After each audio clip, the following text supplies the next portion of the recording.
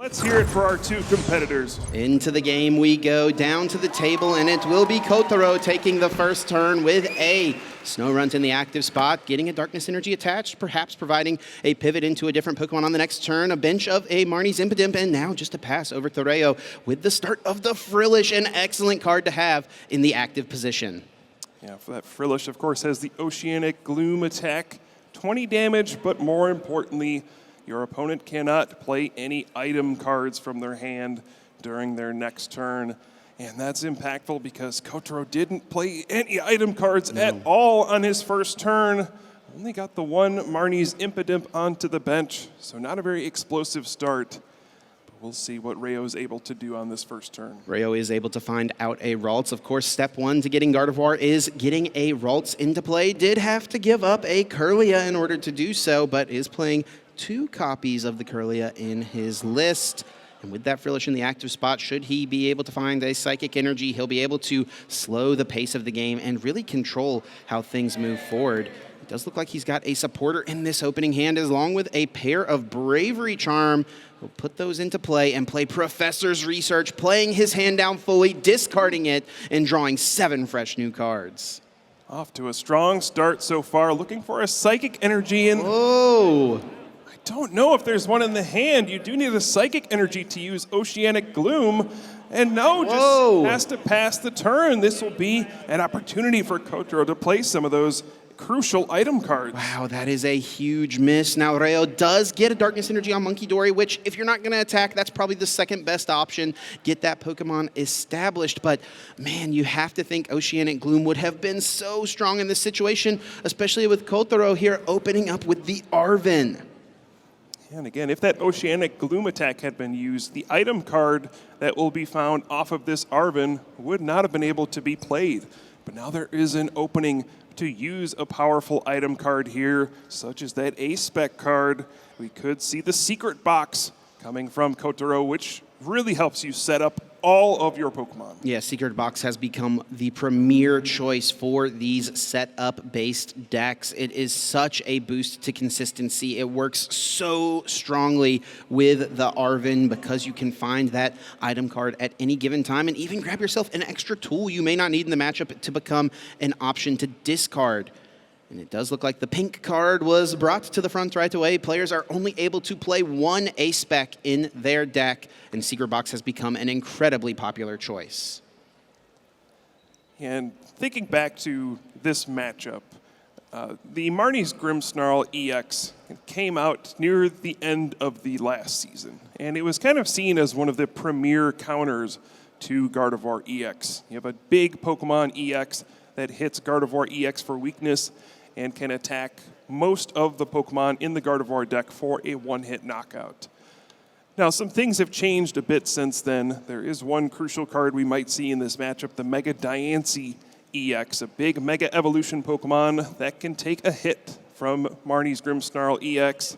We'll see if that comes into play later, but also a lot of it is about this Munkidori Adrenabrain, being able to take the damage that Marnie's Grimmsnarl does to your benched Pokemon and throw it back at them to maybe help you knock out those big Marnie's Grimmsnarl EX. What an opening here for Koutarou, not being hit with the item lock, able to use the Secret Box, able to use the Nest Ball, and we also see Spikemouth Jim coming down, able to get a Marnie's Pokemon into play, and he will retreat this Snow Runt to the bench, uses the Technical Machine Evolution on this active Munkidori, also gets a Darkness Energy attached to it, and will be able to choose 2 of his benched Pokemon to evolve up.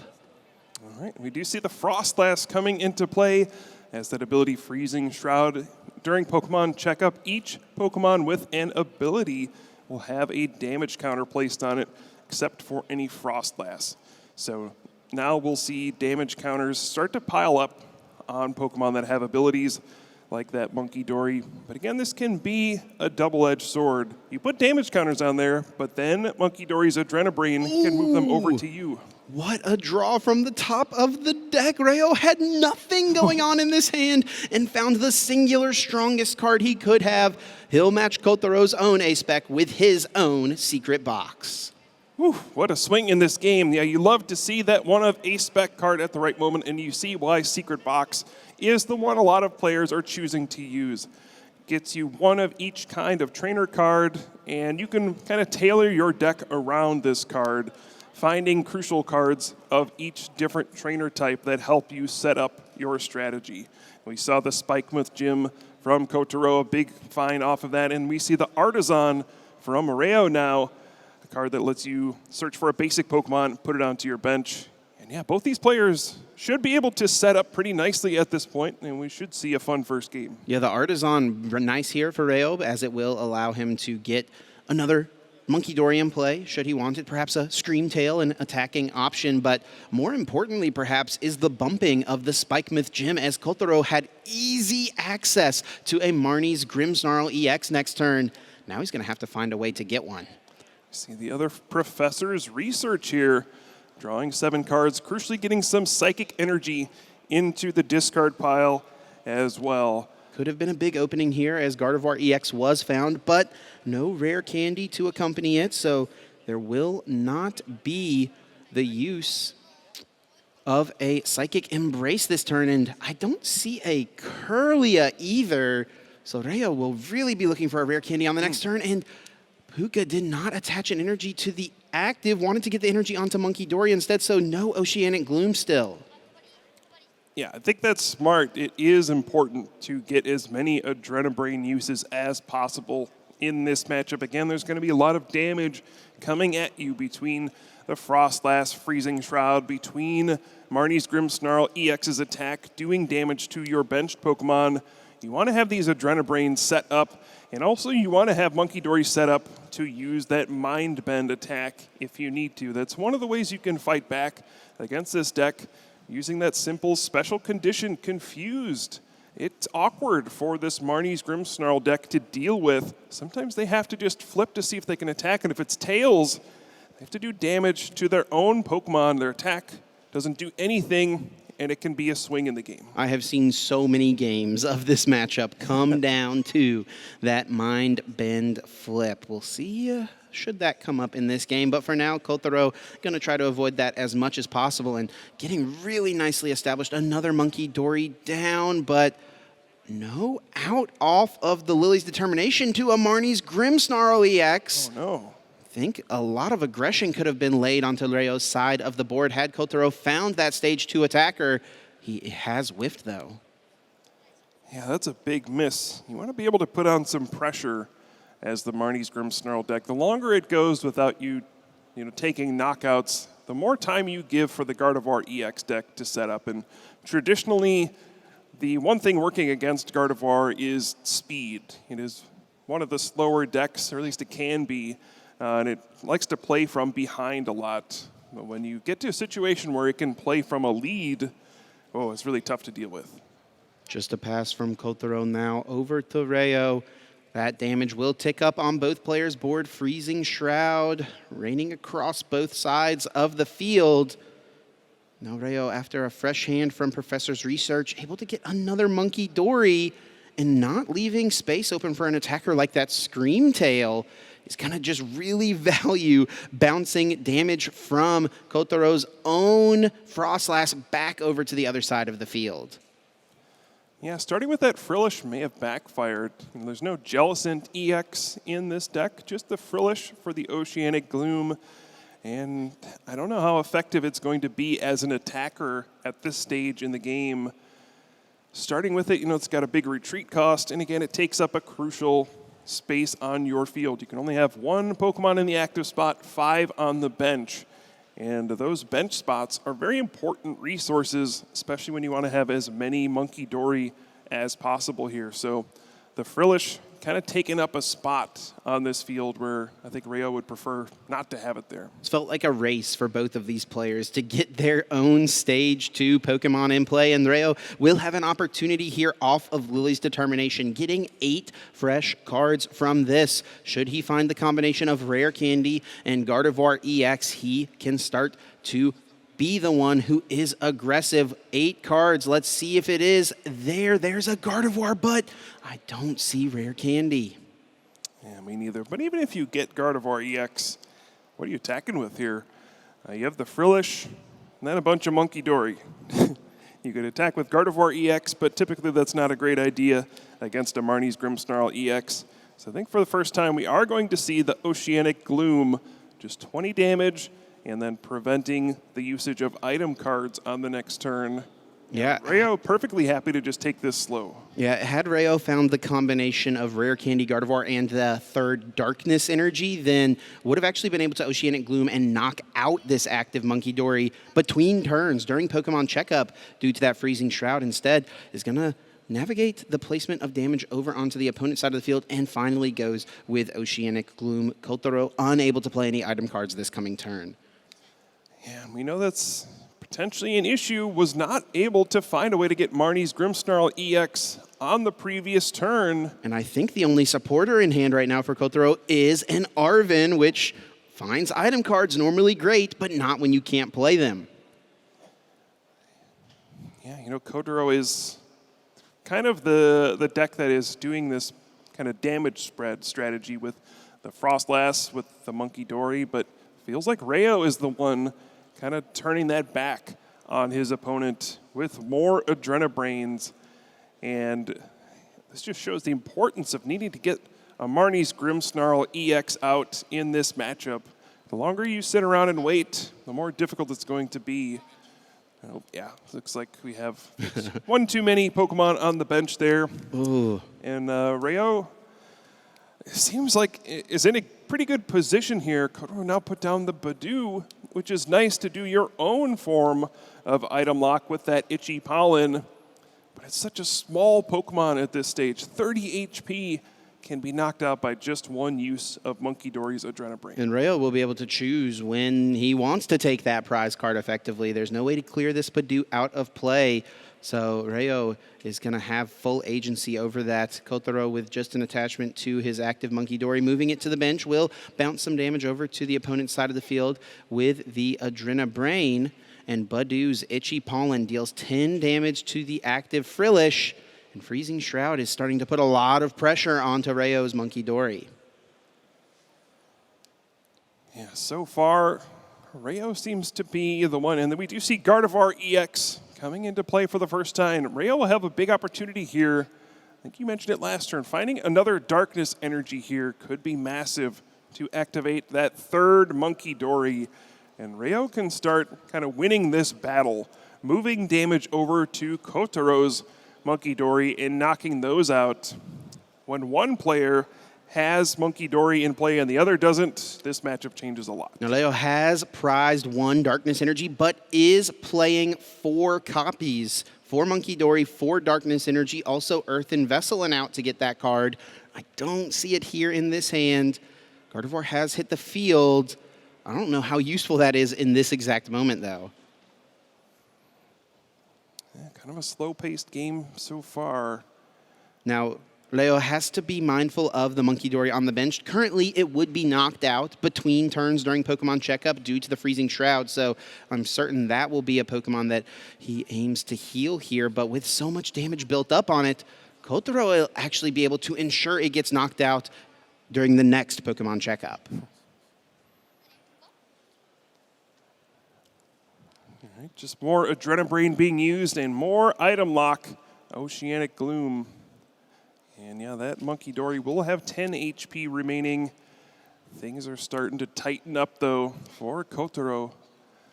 And will we finally see a Marnie's Grimmsnarl EX? Ooh. Feels like every turn where you don't get one just makes it less and less likely you'll be able to win this game. Kotarou's draw here was just another item card that he's unable to play, but with the spread of this damage, the Monkey Dory on Leo's side will go down in between turns during Pokemon Checkup, thanks to Freezing Shroud. No attacking necessary here, Puka. It's all about spreading that damage.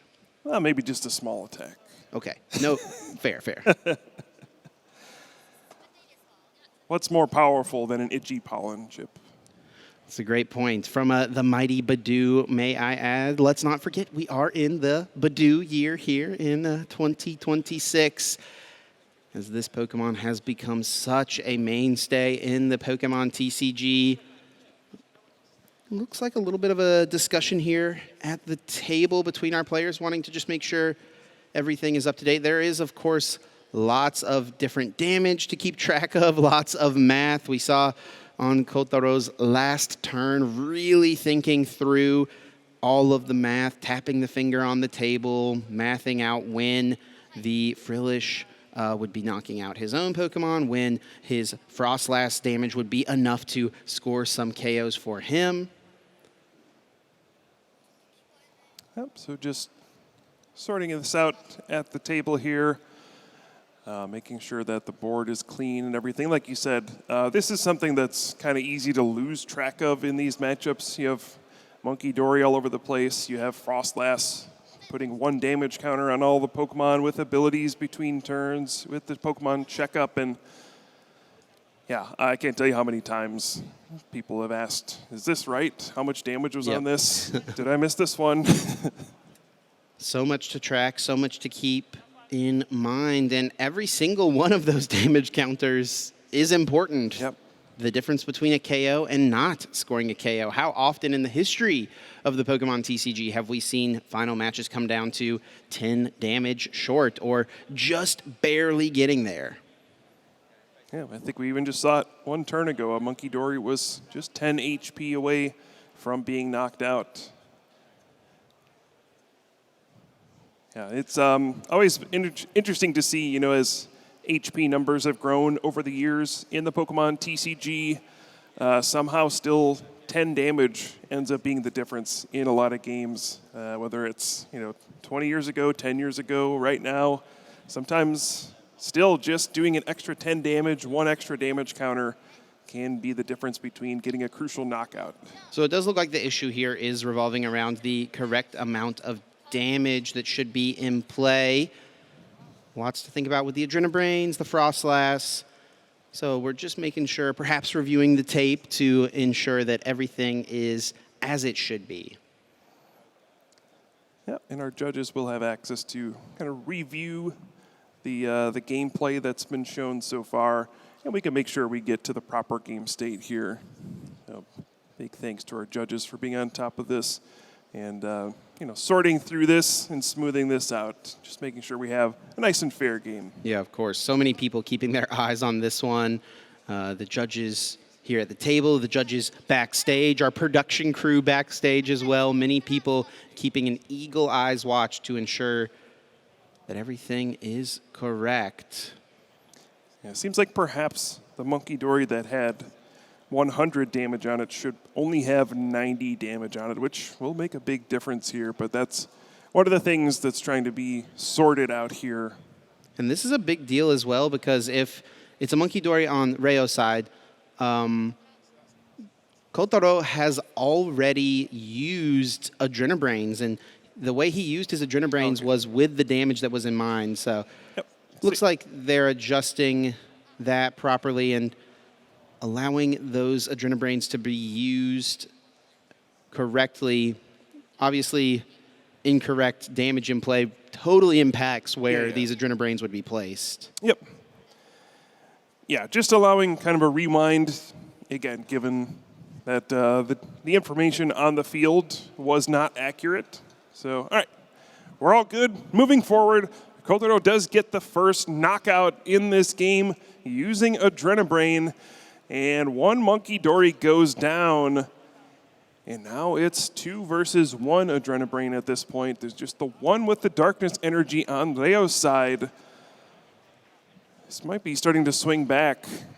And with 1 darkness energy in the discard pile, 1 in the prize cards for Reo, there's only 1 remaining in the deck, and he had Earthen Vessel in his hand, but unable to play it because of the Itchy Pollen. Yep. Still going to be 8 cards found here from this Lily's Determination. I have to think that a darkness energy would be the premier one to get. Yeah, we said there'd be no mirror matches in the finals today, but I don't know, Chip. This seems like a Monkey Dory mirror match to me. All about those Monkey Dory, and no darkness energy is found.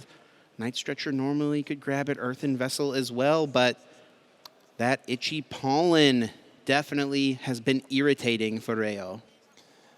Yeah, now this did open up a bench spot, which could allow Reo to use Scream Tail in this situation. Looks like tired of this Badoo. Just get out of here. Adrenabrain will go after that for a prize card. Maybe trying to dig the darkness energy out of the prize cards, but does not find it. Finds the Mystery Garden instead. And now what will Reo go with? Does have Gardevoir EX in play with the Psychic Embrace ability, so can really power up any attacker in the deck if he wants. Yeah, it does look like Mega Diancie is in the hand as well, was laid down on the table. So perhaps that is a consideration this turn. That Mega Pokemon being a strong option in the Gardevoir deck. Garland Ray dealing 120 damage for each energy you discard from it, up to 2, of course. Have to be mindful of that Pokemon having an ability, though. It will also suffer some damage from the Freezing Shroud. Yeah, Reo just content to be patient again, though. Oceanic Gloom, not wanting to overextend and put too much damage on his own Pokemon. These damage counters are piling up on both sides, and it's getting a bit nerve-wracking for each player, trying to figure out what is the best path to victory. And Reo decides that it's just continuing to use Oceanic Gloom, limiting the opponent's options, and no item cards. I'm not doing a lot of damage, but I am preventing you from doing everything you want. Is there an out to Marnie's Grimmsnarl? That is the piece here for Koutarou to begin getting some big knockouts. He is able to find that third Monkey Dory, though, and a third Darkness Energy. That means so much damage is going to be bounced back over to the other side. Koutarou can set up Leo's Monkey Dory to be KO'd in between turns, stripping him of all of those Darkness Energy, and there will be no more Adrenabrains able to be used unless that final Darkness Energy could be found. This is a huge swing in this game. Now Koutarou has a 3-0 advantage in these Monkey Dory Adrenabrain abilities. This is a devastating position to be in this matchup. Even though there's been no Marnie's Grimmsnarl EX, it feels like Koutarou has just taken such a lead in this game. It was feeling like Leo was the one who was in charge, but now no longer the case. Koutarou with the dominant board position, but now an opening. Item cards able to be played. Badoo has not attacked on the previous turn, so Leo will be able to search his deck for any Pokemon he wants off this Ultra Ball. He'll be able to play Earthen Vessel to get that final Darkness Energy. The floodgates have been opened. And of note, the Monkey Dory was not knocked out during Pokemon Checkup, was knocked out during the turn, so there would be an opportunity to use Flip the Script with Pheasantipity EX if it weren't in the prize cards, unfortunately. Or sorry, I can't remember which player has it in their prize cards. Wrong one, but it is also a risk to put down another Pokemon that has an ability like this. There's all sorts of targets for Marnie's Grimmsnarl EX, I suppose, but a lot of it is just around this bench space again.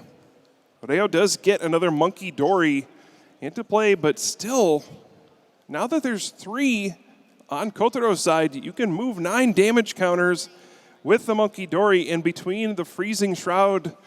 1 coming back to your turn, 1 going back to your opponent's turn. That adds up to exactly 110 damage, and Koutarou can just immediately wipe out that Monkey Dory. This is looking like an insurmountable lead at this point, Chip. Not even getting Marnie's Grimmsnarl, but that has been no problem. Reo on the right will attempt to find some out, some way. He's had this item lock established, and Koutarou has played so few cards from hand over the last few turns, but it's been the ones that he needs to keep himself afloat. And now it is him that's floating to the top. Reo beginning to sink. Will he find a way to swim upwards and push forward in this game? Using Night Stretcher can bring back a basic energy card or a Pokemon. It will be a Darkness Energy recovered. There is an attachment to Monkey Dory, so Adrenabrain, yes, still can be used. But to what end is the question now, as we will see Screamtail hit the field. Yeah, and this is an important attacker in this matchup. A way to deal and, kind of even out the Monkey Dory position.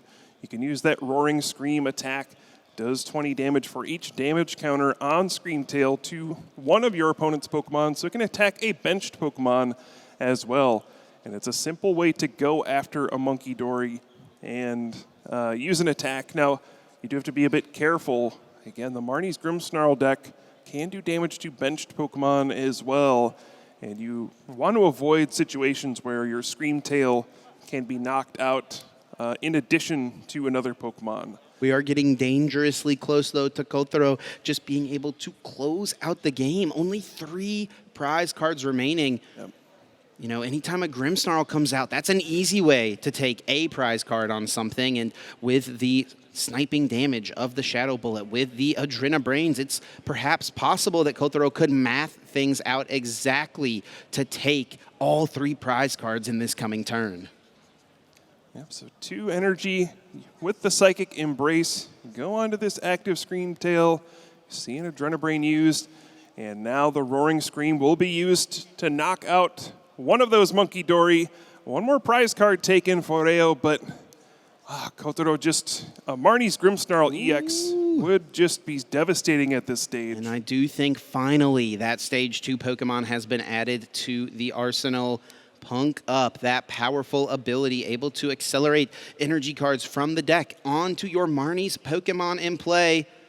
Worth noting, I don't know how many energy Koutarou has remaining. It does look like there are 2, so Punk Up will be able to supply enough energy in order to attack. Shadow Bullet is online. Yep, 180 damage to the active Pokemon, but also 30 damage to one of your opponent's benched Pokemon. And with those Monkey Dory Adrenabrains, you can manipulate multiple Pokemon to get knocked out in a single attack. And like you mentioned, Chip, Koutarou already down to 3 prize cards, could easily go down to 1 this turn if he wants.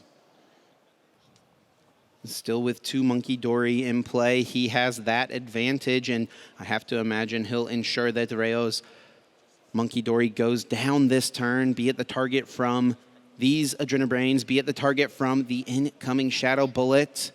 He'll ensure that Reo at most gets 1 Adrenabrain off next turn, and won't be able to take all 3 prize cards right now, but like you said, going down to 1 would feel like an insurmountable lead.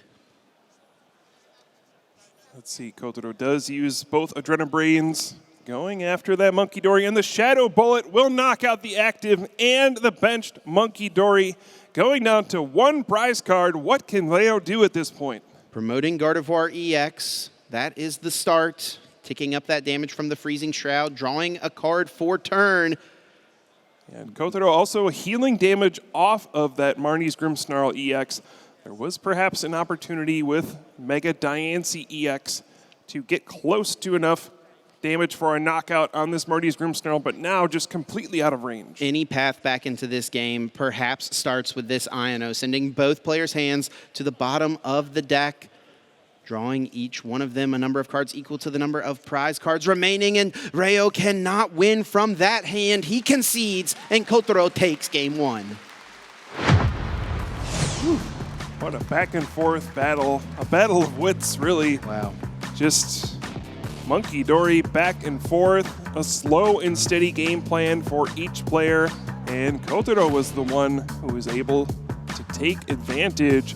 Maybe just the fact of having more darkness energy in the deck to enable that Adrenabrain ability when both players were using, Oceanic Gloom, Itchy Pollen to prevent item cards from being used.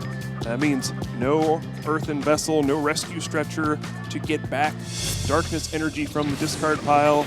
It's really just kind of a war of attrition. What a slow and methodical game, and really props to Koutarou for keeping his wits about him, staying calm, staying collected, knowing that, hey, even though it may seem like my opponent has the Monkey Dory advantage, even though my Frillish is helping, my Frostlass is helping him more than it is helping me, knowing that once those Monkey Dories go down, that he's the one with the advantage, that he's the one with the darkness type attacker, that he can spread so much extra damage, and just dealing with those Monkey Dory was the step.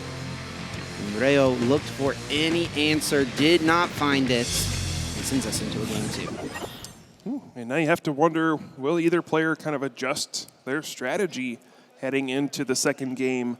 Maybe Reo had a game plan and it just didn't work out for whatever reason, and maybe a situation where you decide that didn't work. Maybe I'll have to be more aggressive in this next game. But each game in the Pokemon TCG is a little bit different. The conditions change each time based on your opening hand. Oh! And that is a good example of this the secret box in the opening hand for Koutarou will be able to search out all those trainer cards. Kyle, I just looked at Leo's hand on the other side. There's a secret box in there, too. Both of these players are going to open up with their A-specs to kick off the game. No dead draws here. These players are fully alive and have got things rolling for us. A couple supporters even hitting the discard pile. Could be a bit of concern looking at these prize cards, I will say. A couple of Ralts there, not ideal, and a Monkey Dory. Again, Reo does play 4 Monkey Dory, so maybe not that impactful, but the double Ralts can definitely be a problem. Koutarou uses the Spike Myth Gym to get himself another Marnie's Impidimp out. We see Snowrun, Impidimp, and a Monkey Dory. The only thing that can make this turn better would be the attachment of a Darkness Energy to the Monkey Dory, and that is exactly what he has. This is the perfect turn when you are going first and unable to play a supporter. Reo will draw for turn, once again opening up with both Bravery Charm in the opening hand. That is a huge card in this matchup to protect those Monkey Dory, give them a little bit more HP, allow them to withstand the onslaught from the opponent. Yeah, that's something we maybe glossed over in the first game. Reo had to attach those Bravery Charms early because of the professor's research, was going to discard those cards anyway, and had to attach them to probably not ideal Pokemon. The Frillish, and then even a Ralts got a Bravery Charm. Yeah, we'll see if those become more of a factor in this game. Like you said, just protecting your Monkey Dory can be a big difference. And now the question for Reo is, you have this secret box. You'll be able to establish your side of the field, but your opponent just played one as well. It's likely that their second turn will be quite good.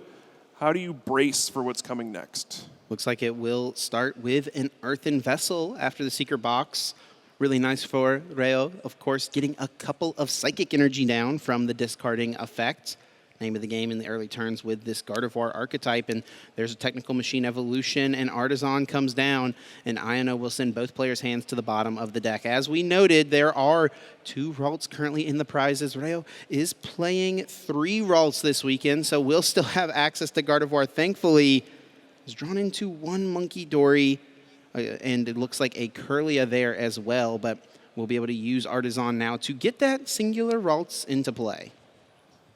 Yeah, and the Iono big as well. You have to assume that after your opponent's played that secret box, they have a good turn lined up, have kind of sculpted their hand to set up for a good follow-up. But now those cards got sent to the bottom of the deck, and it may end up in a situation where Koutarou has important cards that he can't access because they're on the bottom.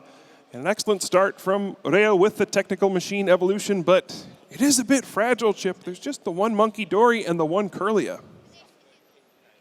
Koutarou with a bit more established on the left and looking to get more with a perhaps Buddy Poffin, not before the use of Artisan. Of course, Buddy Poffin can only get Pokemon with 70 HP or less, but the Artisan is able to find Monkey Dory. Yeah, the other factor here is, again, the counter stadium is a big deal. Replacing that Spike Myth Gym with the Artisan, making it more challenging to find those Marnie's Morgrem and Marnie's Grimmsnarl EX. Does take advantage of the Artisan, though, to get another Monkey Dory, and now gets the Badoo. Has himself Frostlass, so some of this damage will start to tick up, and he'll be the one with 2 Monkey Dory in play. Should he find a Darkness Energy next turn, he'll be able to bounce a little bit of extra damage over.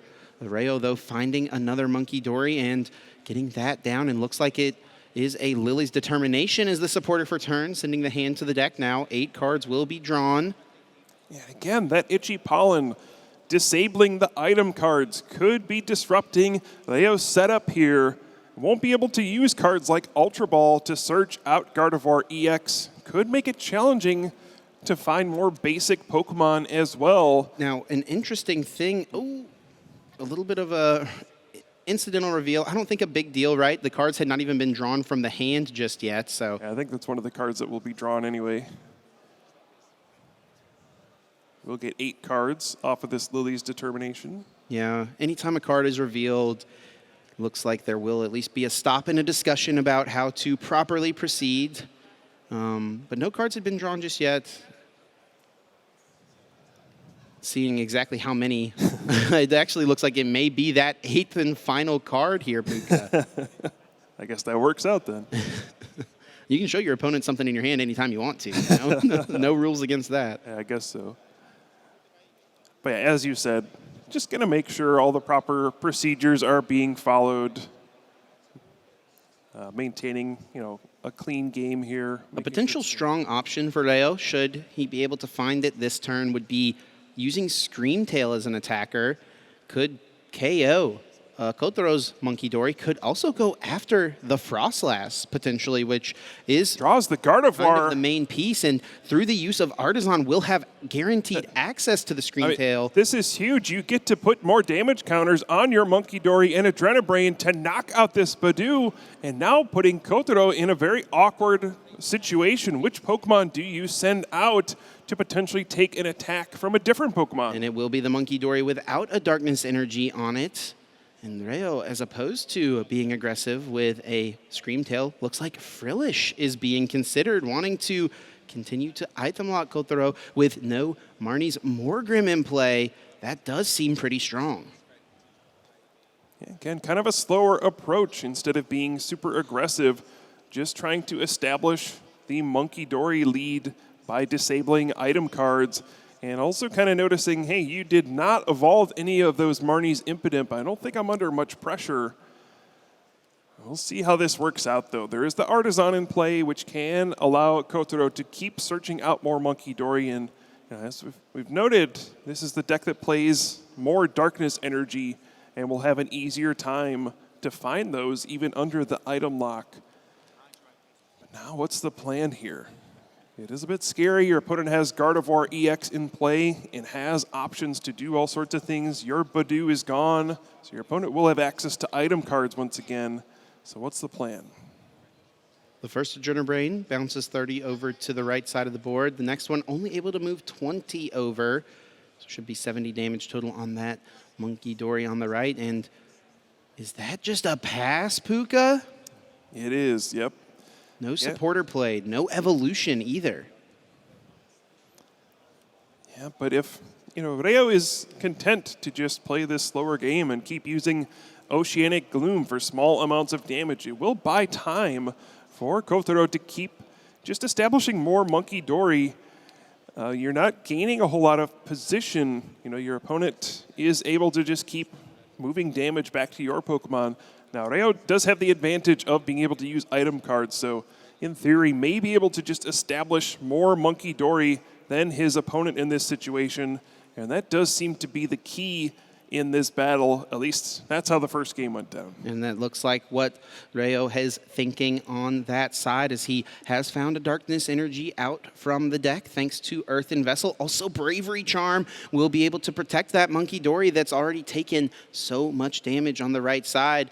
He'll be able to heal 60 damage off of it. He'll be able to put a Bravery Charm on that Pokemon, so Kotaro will not have a way to KO that Pokemon this turn. I actually don't think there is anything that Kotaro would be able to do. Rare Candy Grimmsnarl not available if an Oceanic Gloom is utilized, and with enough damage being placed on this Pokemon, Oceanic Gloom puts it up to where it has been threatened and will be KO'd during Pokemon Checkup. Yeah, and this avoids the Pheasantipity EX. Flip the script, drawing extra cards as well, which could be nice in this situation where you don't have access to item cards, but that just won't be an option either. So now Kotaro under a lot of pressure. The hand has not been very good after that Iono on Reo's first turn. But what can he piece together here? There's still Monkey Dory left. There's still lots of Adrenabrain left to be used here. But now Reo, with that Oceanic Gloom, has slowed things down enough and may have taken a lead in this game. And has been the one thus far to hold the advantage on the use of Adrenabrain in play. Koutarou will bounce 20 damage over to the right side. Just a pass. That's it. No evolutions, no attacks, no supporters being played. Reo is starting to run away with this game. The damage ticking up. Welcomed sight as Adrenabrain is going to use Kotarou's own Frostlass against him. Yeah, it is a big difference as well. Reo just has more damage to send back over to Kotarou's side with the Monkey Dory. And there's the third one. Oof. That means the only Monkey Dory will go down between turns during Pokemon Checkup. Once again, there's going to be 10 damage counters on there, and then the one more during Pokemon Checkup will knock that out. And the item lock will continue with the Oceanic Gloom. What can Koutarou do here? Wow, back against the wall. He was able to remain calm, cool, and collected in game number 1, but game 2 is beginning to slip from the grasps, and that is just going to be too tall a mountain to climb. Reo has tied our setup. We're going to game 3 in the finals.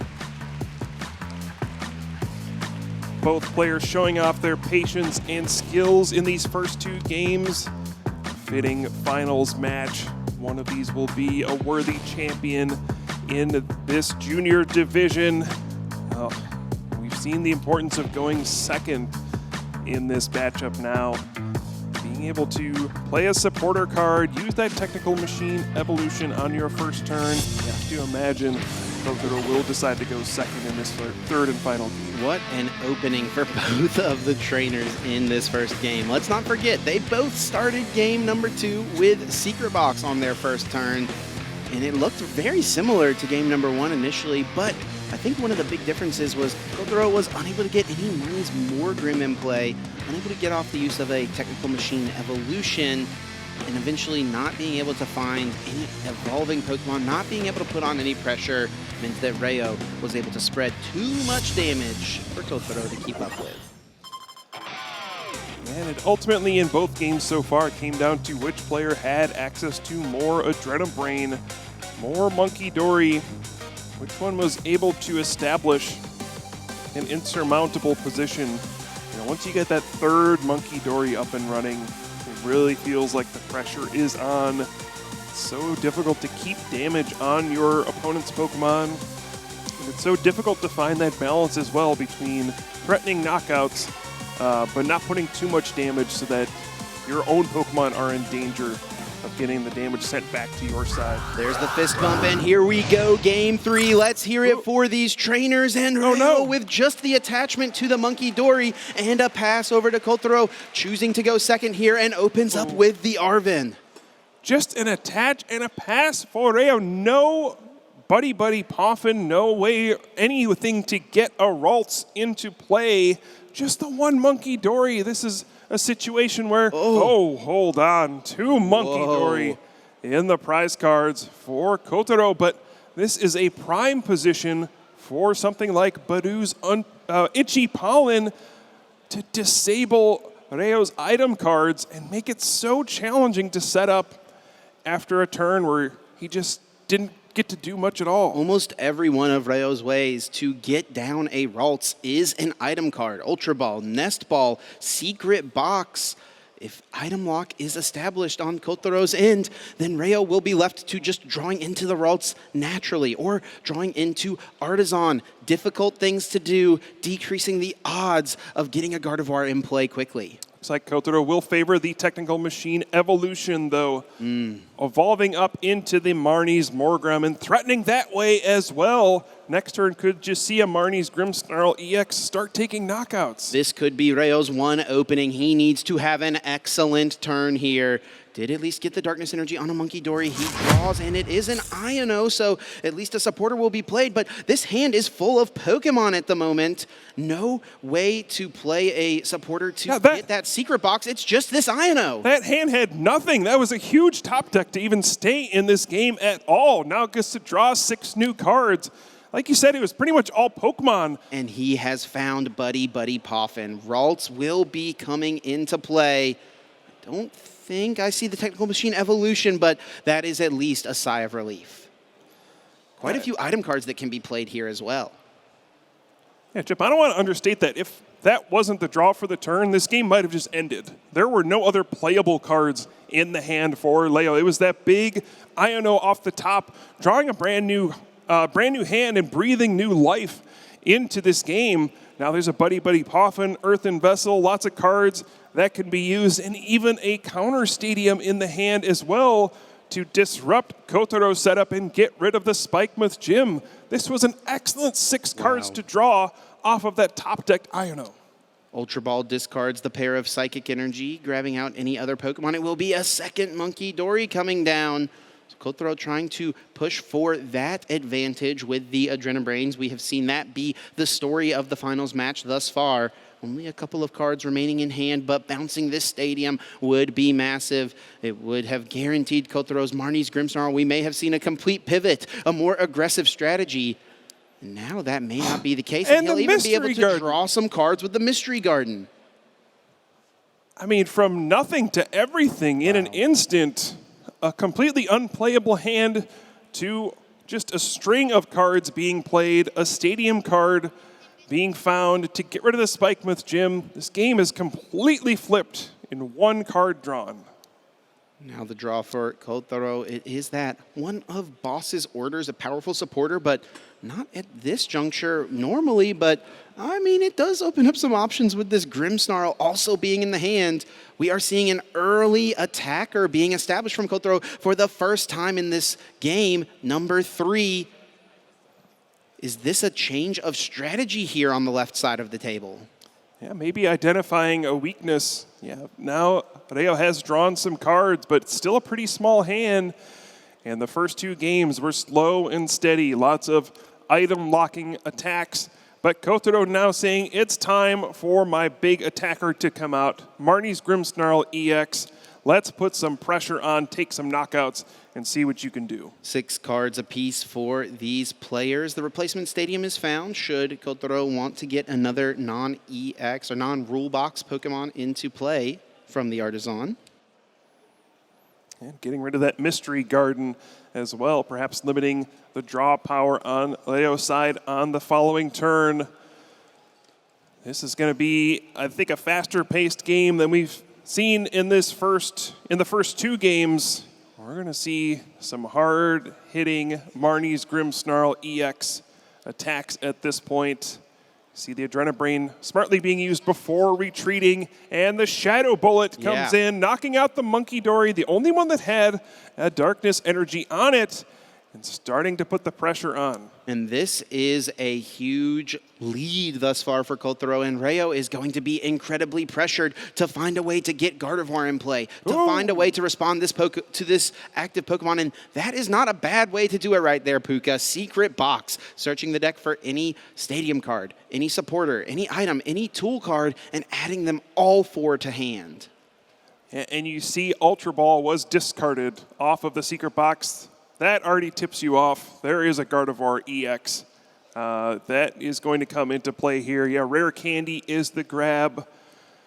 Ooh, we went from super slow and methodical to explosions here in the 3rd game. One of these players will be crowned a champion here in London. Will it be Kotaro or Leo? And we see a counter catcher as well. Rare Candy into the Gardevoir. Counter catcher brings up the Frostlass, and Lily's Determination refreshes the hand, building Reo back up to 8 cards. He will still have access to the Artisan to get something like Screamtail out if he would like. I wonder which attacker he wants to go with in this spot. Bringing up the Frostlass is an interesting play. Yeah, this seems like a situation where you'd go with Screamtail, bring up a Pokemon that has a retreat cost, and then use Screamtail to knock out a Pokemon on the bench. Could go after that Monkey Dory with the Darkness Energy on it. And look at this, more ways to discard energy. Earthen Vessel and a Psychic Energy. I believe also another Earthen Vessel was found, so plenty of energy cards can be flooded into the hand and put into the discard pile. 2 more down, 2 more added. And you see why locking down those item cards was so important for both players in those first couple games. How much your options are limited when you can't play these cards like Earthen Vessel And now you're seeing kind of the full power of both of these decks. Reo has so many options here for what attacks to go with. Which one will it be? There is the Darkness Energy on Monkey Dory. Adrenabrain can bounce some damage back over to the other side. Ultra Ball being played to put that final Psychic Energy down. And now Reo searching the deck for any Pokemon and adding it into the hand. We'll get that Kirlia up and running. Of course, with the Darkness Week Gardevoir EX, you do always have a little bit of concern of that Pokemon going down and not having a way to use Psychic Embrace next turn. So wise to make it a little easier in the future. And Screamtail is being brought down, and it looks like he will be going with Roaring Scream. And I believe the other rare candy is in the prize cards for Reo. So just identifying, I need to get this Kirlia in play in case my Gardevoir gets knocked out. I want to have an option to get another one. And here it comes, Screamtail with the Roaring Scream, taking down that Monkey Dory. And now Kotaro's under a lot of pressure to draw something here. You don't want to get stuck in the active spot. Needs to move this Frostlass, and Arven will be a good way to do it, as this can fetch out the Pokemon tool card of Air Balloon, providing a nice little pivot here. Putting it on the Frostlass does not seem too bad. Actually, not grabbing it, perhaps already in the hand is that tool card. Yeah, and that's pretty important as well. The reason this play could be so effective is if your opponent has to use an energy attachment to retreat that active Frostlass, that means you cannot attach an energy to a Monkey Dory and start using Adrenabrain. So Kotaro would love to find that Air Balloon, use that to retreat so that you can free up your energy attachment for the turn on Monkey Dory. And thanks to Reo's KO, Flip the Script on Pheasantipity able to be used. That is another ability in play for Frostlass to tick up. More damage generated on the left side of the board for potential Adrenabrains, but only one Monkey Dory in play. No Darkness Energy on it just yet. Discarding the Technical Machine Devolution as well. You know, that Gardevoir EX did get rare candied from Ralts, so perhaps could have been taken out that way, but Kotaro deciding, no thank you. I would like to charge ahead. I would like to leave that Pokemon EX in play for later so I can knock it out for 2 prize cards. Continuing the charge here, Shadow Bullet will fire over to Reo's side, taking down the Screamtail, placing damage counters onto that Monkey Dory. A Pokemon that would have been KO'd, save for that Bravery Charm Reo was able to find on the last turn. Oh, that's massive. Now there are 3 damage counters on this Marnie's Grimmsnarl EX. It is damaged a bit. Will this be the time we finally see the Mega Diancie EX come into play? Reo could take 2 prize cards this turn on Kotaro's active Pokemon EX. And of note here, taking that down would get rid of the largest threat on the board. Garland Ray dealing 240. You'd be able to move damage over with Monkey Dory so that it's effectively 270.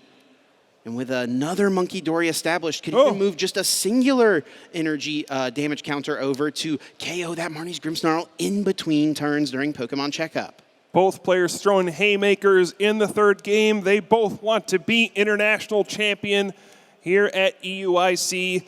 And Reo will put down that big Mega Evolution Pokemon EX, the Mega Diancie, and can use Garland Ray in conjunction with the Adrenabrain abilities from Monkey Dory to take down the Marnie's Grimmsnarl EX. And notably, Mega Diancie EX is the one Pokemon in this deck that is not weak to Darkness type. It is weak to Metal. There is not an easy way for the Marnie's Grimmsnarl deck to knock this out in one attack. It is risky, of course, gives up 3 prize cards when it's knocked out. But between that Diamond Coat ability and the weakness to Metal, it can be really challenging to deal with. And look at this masterful setup, only moving 1 damage counter over with that second Adrenabrain, setting it up perfectly so that Marnie's Grimmsnarl goes down to the Freezing Shroud. After an Iono, there will be no use of the Flip the Script from Kotaro. He is left with just those 4 cards plus the one he drew for turn. Uses an Artisan here to kick off this sequence, needing to find perhaps another Marnie's Grimmsnarl. Oh, and you have to wonder if there's some regret now discarding that Technical Machine Devolution from Kotaro. Now there's just not many energy. There's not an attacker powered up in this situation. It could have been an opportunity to knock out that Gardevoir EX and bring the Kirlia down to a Ralts, and may have halted things for a turn. Now Kotaro will need something big to respond. Maybe there is another Marnie's Grimmsnarl EX. Could he pair this with a way to target the Gardevoir on the bench?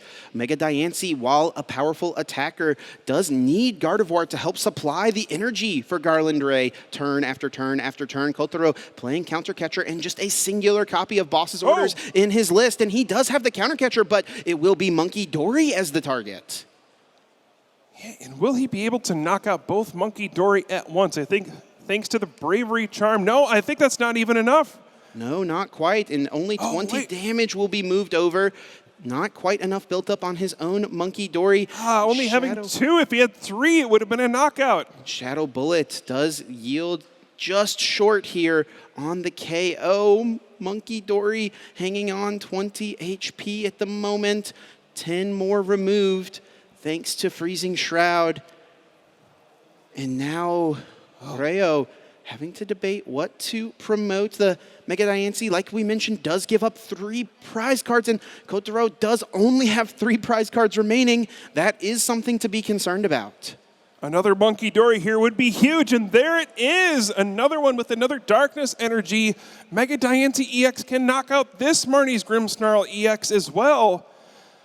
Oh, that 1 damage counter on the Monkey Dory, the Bravery Charm, letting it barely hang on with 10 HP is going to be a massive difference in this game, and could be the difference in what propels Reo to an international champion title. But Reo does have to be wary. Kotaro is playing Blood Moon Ursaluna, and thanks to going to 1 singular prize card, that Pokemon could attack with no energy attached to it. He needs to ensure that there is not enough damage on that Mega Diancie EX for Blood Moon Ursaluna to score a knockout. Yeah, and you're in an awkward situation as well. You would like to heal off that Mega Diancie to avoid it, but are we seeing Mew EX come into the active spot? Mew EX, its genome hacking attack, can copy the Shadow Bullet of the Marnie's Grimmsnarl. This is not going to be enough for a KO here. Well, yes, it will be, Chip. With the Freezing Shroud, you get to Shadow Bullet, put 30 damage on the Monkey Dory as well between turns again, avoiding Flip the Script. Yes, but this Grimmsnarl remains in play. 3 prize cards, 6 damage counters on the benched Mega Diancie. And with just 2 prizes remaining here for Reo, but only a couple of cards on Kotaro's end, this is coming down to the wire. Could come down to just these last couple of draws. Arvin will be the supporter of choice here. Finds a Night Stretcher. There's a Nest Ball in the hand. Here comes Super Rod first.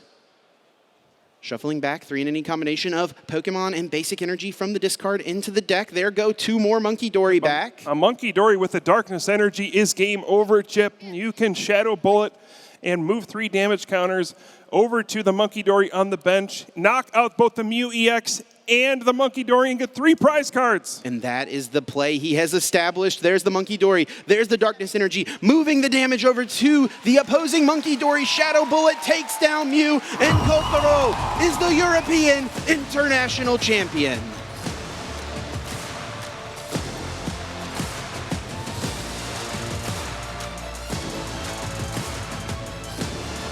What an amazing finals match we just witnessed between these 2 junior players. Maybe junior, but they are certainly masters of the Pokemon TCG. An expert display from both of these competitors. A deserving champion in Kotaro, but an excellent run for Reo as well. I mean, what can you say about that? Just as close as it can get. 10 damage, making the difference in a lot of different spots. Just tactical decisions back and forth. Reo expertly playing around Pheasantipodes, flipped the script, but Kotaro was able to piece together 1 final massive turn to take 3 prize cards and become international champion. What an exciting match to kick off the trading card game action today. If this is what we are in store for, I cannot wait for these next 2 matches. Let's recap these 2 games. And really, it was 3 pretty different games that we saw play out. Koutarou was not looking like he was in the best position in game number 1. Reo getting more Monkey Dory established, getting that item lock up and running, but eventually Koutarou was able to navigate a position where he could target down all the Monkey Dory on his opponent's side of the field and take them out in between turns. Yeah, item lock was the theme of the first 2 games. Oceanic Gloom, Itchy Pollen, and lots of Monkey Dory Adrenabrain. Eventually, Marnie's Grimmsnarl EX came out in the first game to close things out, but a different story in game number 2. A different story indeed, and Reo was in full control. We never even saw a Marnie's Morgrim, let alone a Marnie's Grimmsnarl come into play in that one. And a totally different game number 3. We pulled the brakes off here. Action cards flying across either side of the field, knockout after knockout, ensuring that Koutarou Matsudaira would be the international champion. Yeah, the first 2 games were slow and steady, wins the race. The third one, a full-on sprint between these 2 players, just launching big attacks after big attacks, trying to disrupt each other's setup, trying to establish Monkey Dory along the way, but in the end, it was the big Marnie's Grimmsnarl EX being able to take so many knockouts in this final game, hitting Pokemon for weakness in certain situations and taking down the Mew EX and the Monkey Dory at the same time to win the match. Masterfully played. Now let's hear from our European international champion. Thank you very much, Chip. Ladies and gentlemen, give it up for your Junior Division Trading Card Game Champion, Koutarou Matsudaira!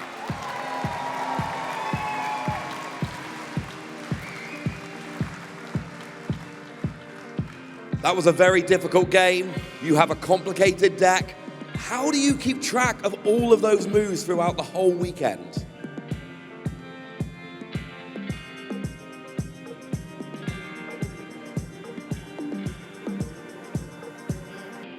ノートとかにそのプレイングをまとめて覚えてその対面ごとに決まった動きをする。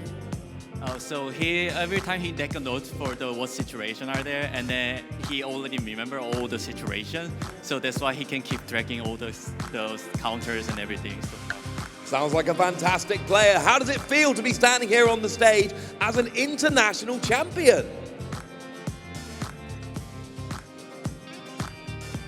とても練習が報われてよかったです。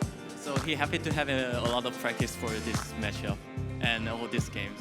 Sounds good to me. And we talked to your friends, and it seems like all of you might be going to the World Championships together. How exciting is it to be able to do that with your friends?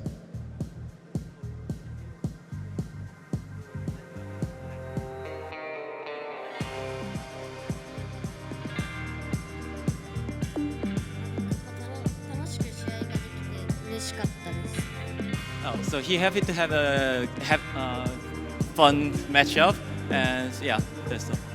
Thank you very much. Well, congratulations. That was an excellent match. Ladies and gentlemen, one more time for your Junior Division Trading Card Game Champion, Koutarou Matsudaira!